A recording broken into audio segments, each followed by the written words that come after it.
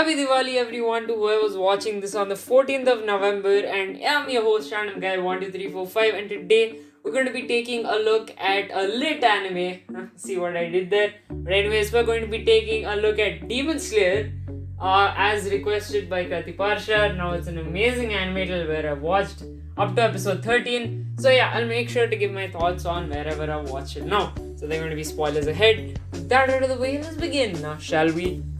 So, to start off the review, let's talk about the first two episodes. Now, there was a lot of hype surrounding the show, and I was not pretty sure if it was a show I could get into.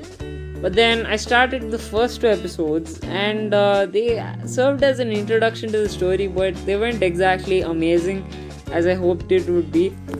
But then, when the third episode kicked in, and we get to see Uroka Daki-san, the absolute mad lad that he is, the story's dynamic changes completely.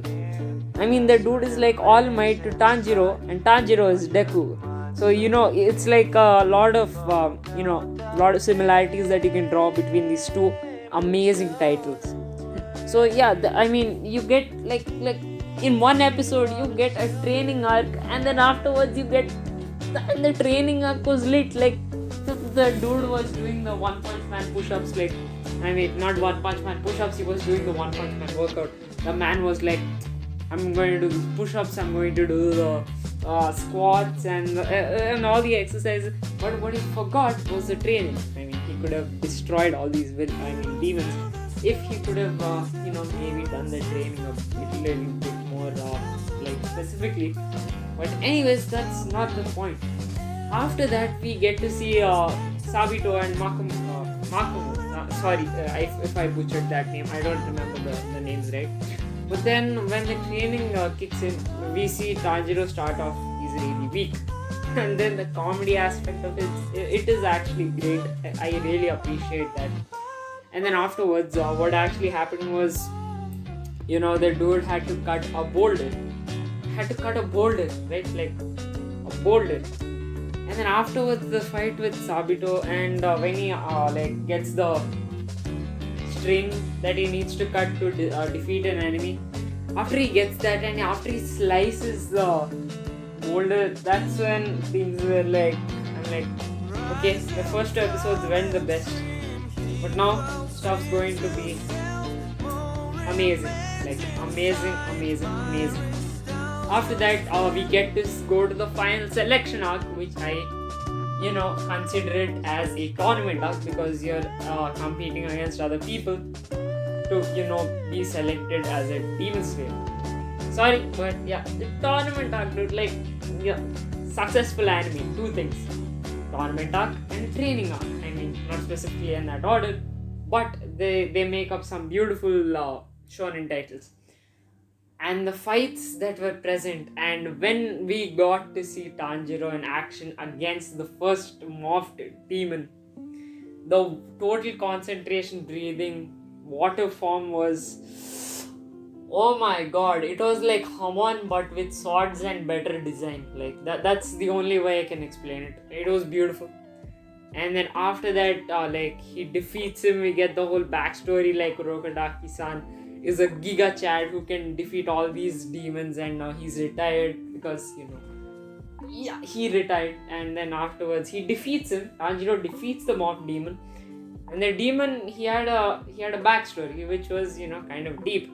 He just wanted to stay with his brother, but he turned into a demon and his brother died.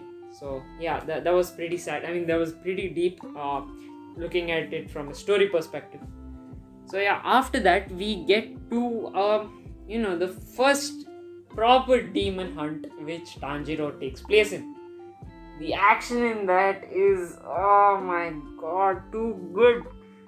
Because you know what happens, because this man, he goes to a town, there are young girls who go missing, and this dude, he has to fight against 3 demons.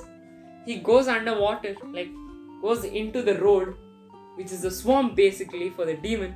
He goes in there, he destroys everyone, because apparently the total concentration breathing of water form, it works best underwater. A few forms work best underwater. So he takes full advantage of that and destroys those demons, he decimates them. Then of course we have Nezuko, kawaii, very cute. She had some nice details to the story. I mean, it is the plot of the story after all. Okay, I'm going to destroy your demons because I need to turn my sister back into a human. And beautiful, what a perspective. And after that, we go to Tokyo. And the talking crow was amazing. I love that part. Beautiful. And afterwards, we get introduced to, one of the best antagonists that I've ever seen. Muzan Zabutsuchi. This man is so cool. He defies all standards. He defies all of them. Because he's so cool. I mean, look at the dude. He wears a suit. All for One does that as well. So, yeah, the dude wears a suit. And he's a father. This again adds a beautiful dynamic to the whole story. And then Tanjiro, he has to fight him. And the best part till where I watched is the 12 demon moons. Those guys are like the League of Villains. They're like the League of Villains for Tanjiro to defeat. And the fights were beautiful because this brings me to my main point, the animation. The animation is spectacular. The scenery is beautiful. The openings and the OSTs are beautiful. Everything is beautiful. I take back what I said about the first and second episode. After that, I couldn't stop watching. Okay, so yeah, it's a great watch if you guys want to see it.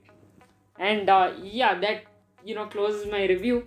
And if you guys enjoyed this review and you want to see a next another review, make sure you let me know down in the comments so that I can actually understand what you guys want to watch. But thank you so much for watching. If you guys enjoyed this type of video, make sure you like, share and subscribe and turn on post notifications. And thank you so much for 60 subscribers. That means a lot. And before ending, I would like to thank all the health workers working on the front lines to protect us from this pandemic. Stay home, stay safe, and remember, go beyond Plus Ultra.